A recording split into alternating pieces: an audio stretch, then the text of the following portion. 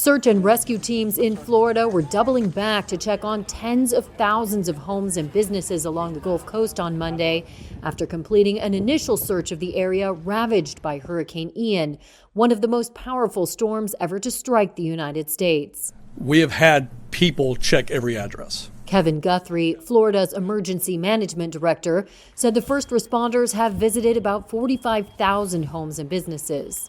We've been to just about every address at least once, and now the CFO's office with his teams are going back and doing a second look at every single location. Since Ian crashed ashore with winds of 150 miles per hour, at least 85 deaths have been attributed to the storm. I'm not saying we're not going to find anybody else. I don't want to put that context out there. We may find other people. More than half of the reported fatalities occurred in coastal Lee County, which includes Fort Myers and Cape Coral. County officials there have come under fire for waiting to evacuate.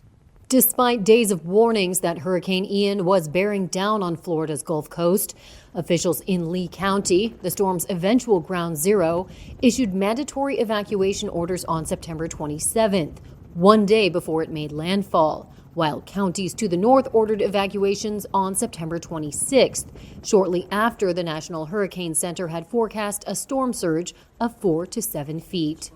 Guthrie on Monday stood by the decisions he said were made by local authorities. Was there a lack of urgency at that point to move forward with evacuations in these low-lying areas of Fort Myers, Sanibel, and beyond? Emergency management directors do not have a crystal ball.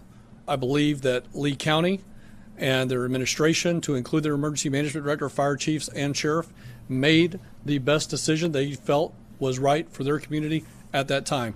As crews worked to restore power to some 600,000 homes and businesses, Colonel Gene Spalding, head of the Florida Department of Law Enforcement, warned residents to stay off the roads. We still have several roadways that are underwater.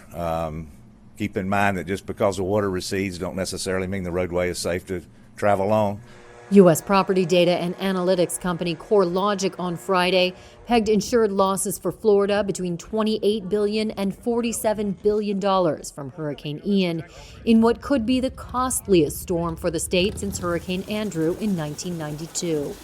And while hundreds of people stranded by the storm have been rescued, the death toll is expected to keep rising as search teams reach more areas cut off by floodwaters and debris.